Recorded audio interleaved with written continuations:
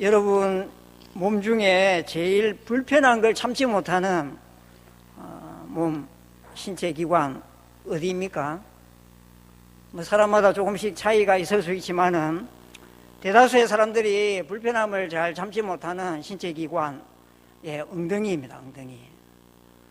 우리가 뭐 이런 말을 듣지 않습니까? 집이나 차는 크기를 줄이기가 어렵다.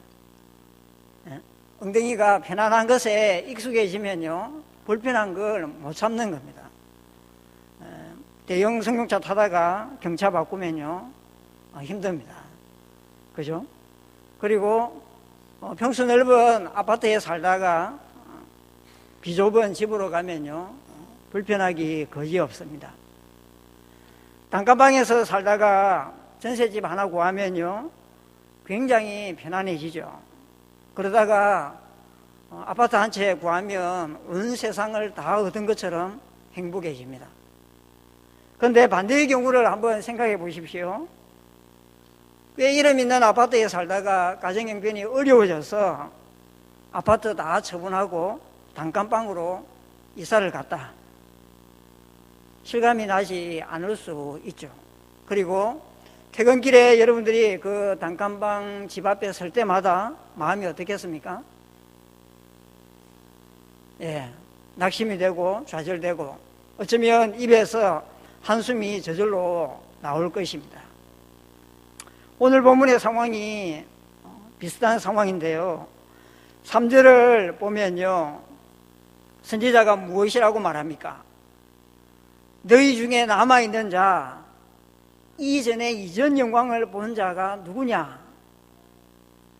이게 너희의 눈에 어떻게 보이느냐? 보잘것이 없지 아니하냐? 이렇게 묻고 있죠. 이스라엘이 바벨론에서 포로 생활을 한 게 몇 년입니까, 여러분? 대략 70년이죠. 그러니까 예루살렘으로 돌아온 백성들 중에 솔로몬 성전을 보았던 사람이 남아 있습니다. 나이가 80 이상 된 노인이라면요, 솔로몬 성전을 기억하고 있는 것입니다. 그 성전의 화려함, 그 성전의 영광스러웠던 모습을 머릿속에 기억하고 있는 것이죠. 여러 어려움이 있었지만은 백성들은 다시 성전 공사를 시작했습니다. 하나님 말씀에 순종해서 공사를 다시 시작한 것이죠. 그 결과 기초를 완성했습니다. 그런데 자기들이 놓은 그 성전의 기초를 보니까 어떠했느냐 하면요, 너무 보잘것이 없는 것입니다. 과거에 화려하고 영광스러웠던 솔로몬 성전과 비교해 보니까 너무 비교가 되었던 거죠. 초라하고요, 볼품이 전혀 없는 것입니다. 이때 솔로몬 성전을 기억하고 있는 사람들의 마음이 어땠을까요? 에스라 4장 12절을 여러분 한번 찾아보십시오. 에스라 4장 12절은요, 성전 재건 공사 과정에 있었던 일인데요, 4장 12절에 특별히 보면요,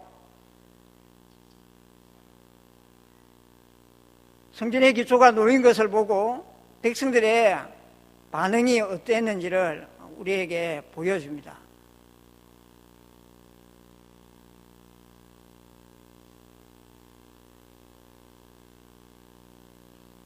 같이 한번 읽어볼까요? 시작.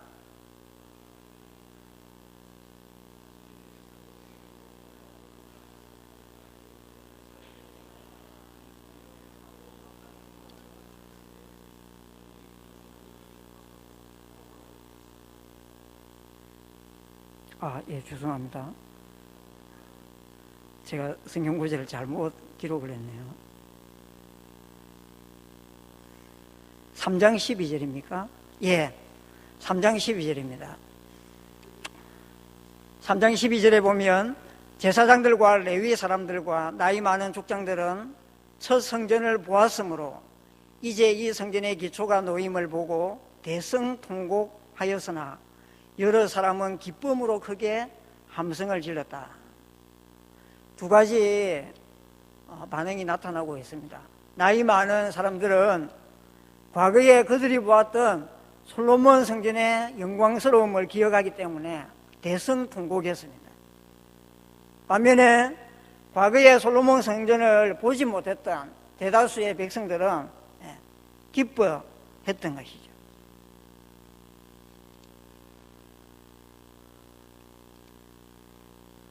과거에 솔로몬 성전에 대한 기억이 있는 사람, 그들의 마음은요, 낙심이 되었을 테고, 이렇게 초라한 성전을 지어서 무슨 소용이 있겠는가, 이런 회의감도 생길 수 있었습니다.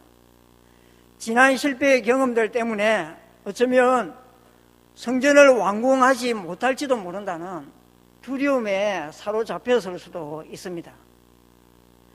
이런 감정은요, 잘 절제를 하고 잘 다스리면 별 문제가 되지 않지만은 인간은 그렇지 못하죠.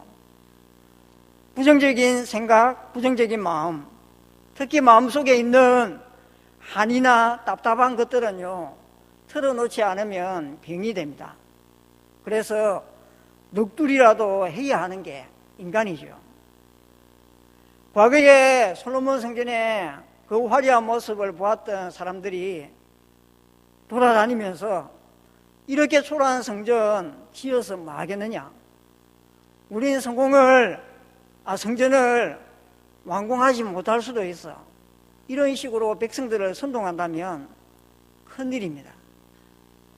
이런 낙심, 좌절, 그리고 두려움을 해결하지 않으면 성전 재건의 꿈은 다시 물거품이 될 수도 있는 것입니다. 이런 상황, 이런 형편에서 하나님이 어떤 말씀을 주십니까? 낙심하고 있는 이들에게 하나님은 굳센 마음을 가지라고 말씀하십니다. 4절을 보십시오. 백성들의 지도자였던 스룹바벨과 여호수아를 향해서 하나님이 무엇이라고 말씀합니까? 굳세게 하라고 말씀하십니다. 이어서 하나님은 모든 백성들을 향해서 또 어떻게 말씀하십니까? 스스로 굳세게 하여 일을 하라고 말씀하십니다. 이유가 무엇입니까? 여호와 하나님, 내가 너희와 함께 하고 있기 때문이다, 그렇게 말씀하십니다.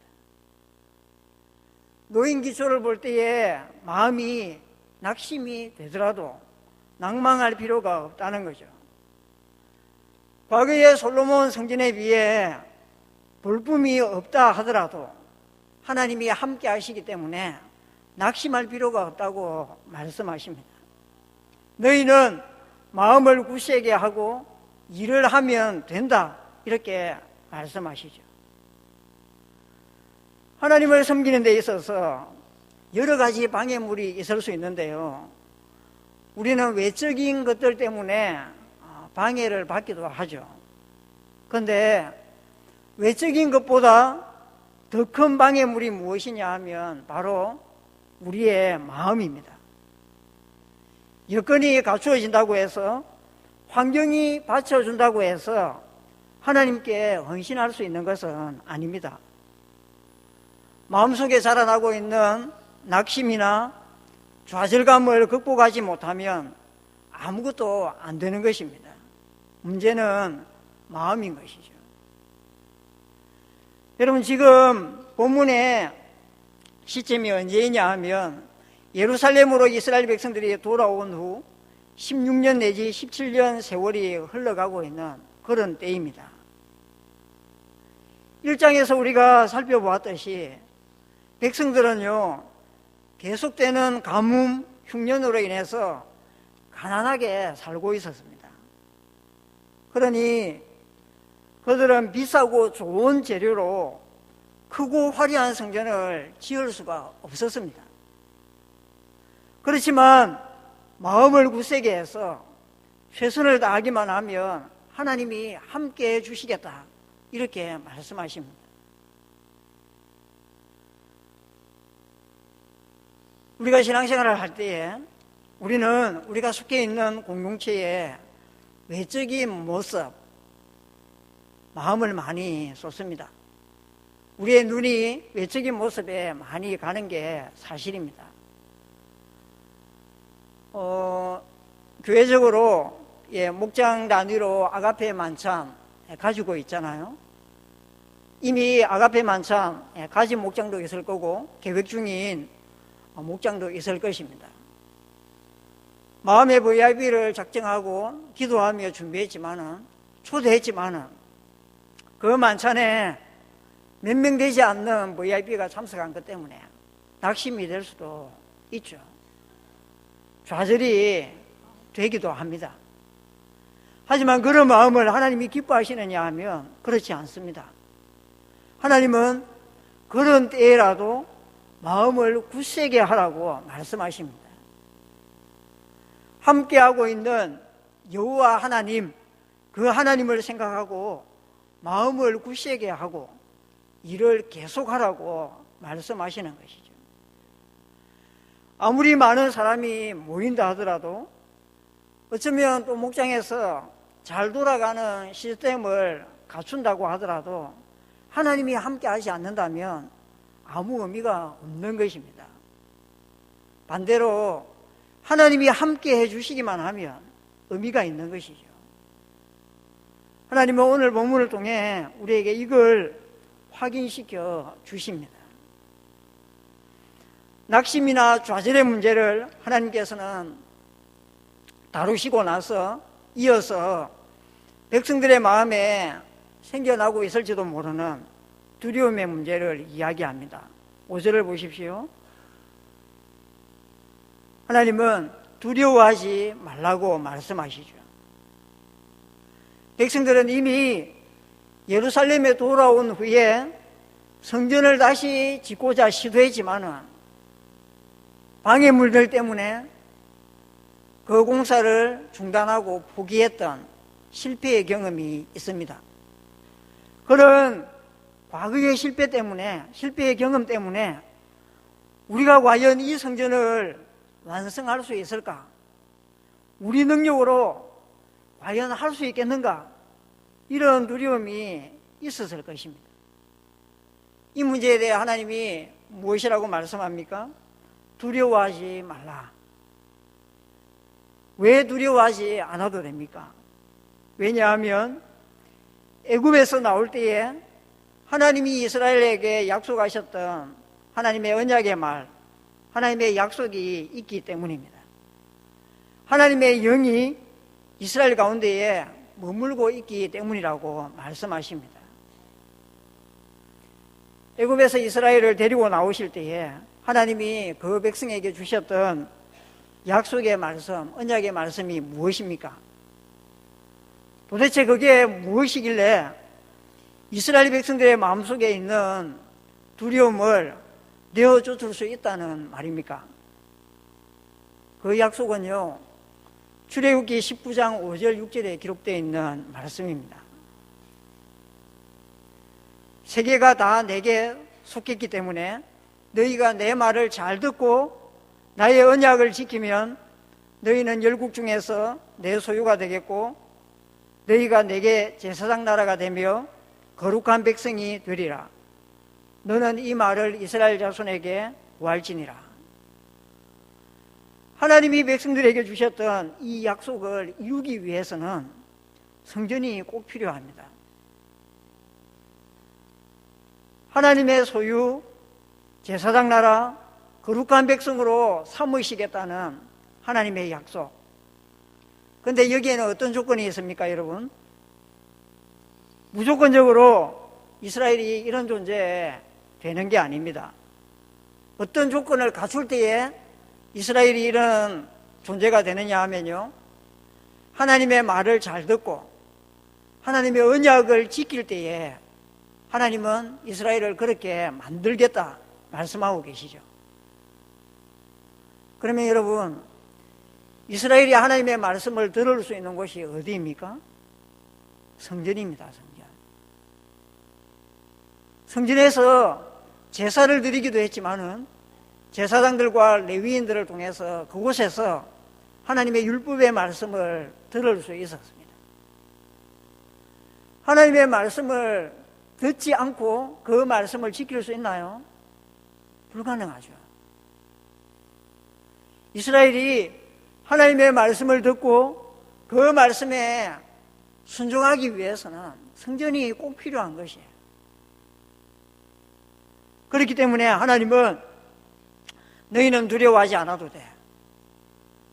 지난날의 실패의 경험 때문에 성전 완공에 대해서 확신하지 못하는 마음, 완성하지 못할지도 모른다는 두려움이 있을 수 있는데 두려워하지 않아도 돼. 왜냐하면 아주 오래전 애굽에서 너희들을 데리고 나올 때에 내가 너희에게 주었던 약속의 말씀이 여전히 유효하기 때문이에요. 내 말을 잘 듣고 내 언약을 지키면 나의 소유 제사장 나라 거룩한 백성 삼겠다고 했는데 내 말을 잘 듣기 위해서는 성전이 필요하기 때문에 반드시 내가 성전을 완성할 수 있도록 해주겠다. 이 말씀을 하고 있는 것이죠. 하나님의 약속은요, 성전을 완성하겠다는 여기에서 끝나지 않습니다. 9절을 보십시오, 여러분. 하나님이 무엇을 약속하고 계십니까? 나중의 영광이 이전의 영광보다 훨씬 클 것이라고 약속해 주고 계시죠. 외적인 모습에 있어서는요, 비교가 되지 않습니다. 솔로몬이 지었던 그렇게 크고 화려했던 그 성전에 비하면요, 지금 이스라엘 백성들이 기초를 놓은 이 성전의 크기는요, 그야말로 세발의 피이고 볼품 없습니다. 그런데도 하나님은 어떤 약속을 주고 계십니까? 너희들이 짓게 되는, 너희들이 완성하게 되는 이전에 임하는 나중의 영광이 솔로몬 성전에 임했던 영광보다 더 클 것이라고 말씀하고 있습니다. 어떻게 이게 가능합니까? 그건요, 성전에 임하시는 하나님이 너무 영광스럽기 때문입니다. 하나님이 얼마나 영광스러운 분이시냐 하면 6절과 7절을 보면요, 하나님은 천지 만물을 주관하시는 분입니다. 하늘과 땅을 진동시키는 분. 실제로는요, 만국을 움직이시는 분이 하나님이십니다. 8절에서는 이 땅에 있는 모든 재물의 주인이 하나님이시라고 말씀하십니다. 이렇게 영광스러운 하나님이 거하시느냐, 거하시지 않느냐가 관건인 것이죠. 외적인 모습에 있어서는 크고 화려했지만은 솔로몬 성전이 왜 그 영광을 잃어버렸느냐 하면 영광의 하나님이 떠나셨기 때문입니다. 신앙생활을 할 때에 우리는 겉으로 보이는 것에 마음을 많이 빼앗깁니다. 그런데 겉으로 보이는 것에 마음을 빼앗기면요, 우리의 마음에는 필연적으로 무엇이 생기느냐 하면 낙심, 좌절, 두려움, 이런 것들이 생겨납니다. 예를 들어서 여러분, 교회당 크기, 주일 예배에 모이는 성도의 인원, 이런 것들을 생각해 보십시오. 그러면 대한민국에서 제일 큰 예배당을 짓지 않으면요, 우리는 계속해서 낙심할 수밖에 없습니다. 우리가 드리는 헌신, 하나님을 위한 우리의 섬김, 이게 보잘것없는 것처럼 느껴질 수밖에 없는 것이죠. 대한민국에서 제일 많이 모이는 교회를 만들지 않으면요, 그런 좌절감에서 빠져나오기 힘들어지는 것이죠.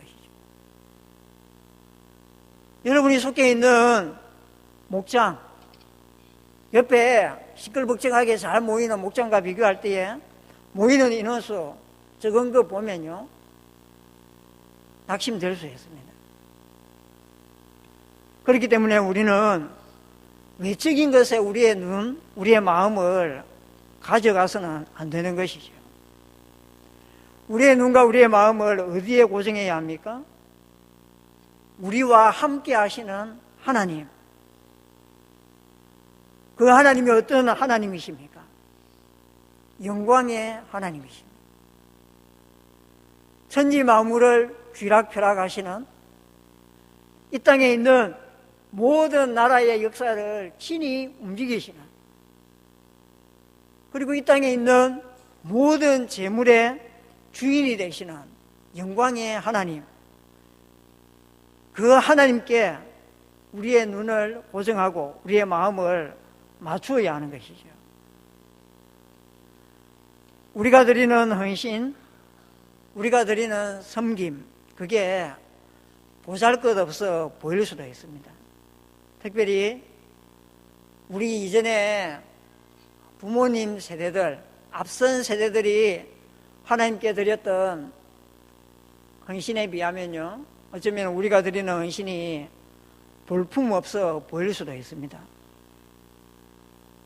그렇지만 외적인 것에 우리가 마음을 쏟지 않고 영광의 하나님이 함께 하시면 우리가 더 큰 영광을 볼 수 있다는 소망 가운데에 신앙생활을 할 필요가 있는 것입니다. 낙심이 되고 좌절이 되는 순간에도, 혹은 두려운 마음이 우리 가운데에 생겨나는 그 순간에도 우리는 마음을 굳세게 하고 하나님의 나라를 위한 수고를 중단하지 않고 끝까지 감당하면 되는 것입니다. 그렇게 하면 하나님은 우리의 눈으로 보기에는 너무 보잘것없는 헌신, 섬김이라 하더라도 그 헌신과 섬김 가운데에 하나님이 더 큰 영광으로 함께 해주시는 것이죠. 이게 우리의 소망입니다. 저와 여러분들이 할 수 있는 일이 얼마나 되겠습니까? 우리가 얼마나 크고 화려한 업적을 남길 수 있겠습니까? 하나님 보시기에 우리가 남기는, 우리가 이룩하는 업적, 성과는요, 아무것도 아니에요. 그걸 생각하면 영광의 하나님이 우리와 함께 하시기에 미천해 보이지만, 보잘것없어 보이지만 낙심하지 않고 좌절하지 않고 하나님이 우리에게 맡기신 일들을 묵묵히 해나갈 때에 하나님이 더 큰 영광으로 우리 가운데에 임재해 주시는 것이죠. 이걸 믿고 우리가 남아있는 삶을 살아갈 때에 하나님 나라를 위한 수고, 낙심하지 않고 좌절하지 않고 묵묵히 잘 감당하는 저와 여러분들이 될 수 있으면 좋겠습니다. 우리 주신